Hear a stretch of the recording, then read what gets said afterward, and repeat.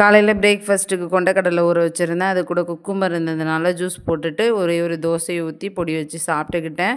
Hair pack போட்டு ரொம்ப நாள் ஆயிடுச்சுன்ட்டு வெந்தயம் அது கூட கருஞ்சீரகமும் கொஞ்சமா கருவேப்பிலை இருந்துச்சு. அதை போட்டு ஹேர் பேக் ரெடி பண்ணி போட்டுட்டேன். அது கூட சமைக்கிற வேலையும் அப்படியே ஸ்டார்ட் பண்ணிட்டேன். அவுத்துக்கீரை இருந்துச்சு. அதனால அதை வச்சு சாம்பார் வச்சிடலாம் அப்படின்னு சொல்லிட்டு சாம்பார் ரெடி பண்ணிவிட்டு உருளைக்கிழங்கு ஃப்ரை இதோட சாப்பிட்டுக்கிட்டாச்சு. ஒரு கொஞ்சம் அப்பளம் மட்டும் பொரிச்சுக்கிட்டு சாப்பிட்டுட்டோம்.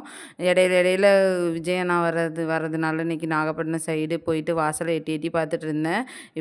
நான் அரசியலில் பெருசாக இன்ட்ரெஸ்ட் இல்லை அப்படின்னாலும் விஜய் அண்ணா சின்ன வயசுலேருந்தே பிடிக்கும் ஒரு ஃபேனாக.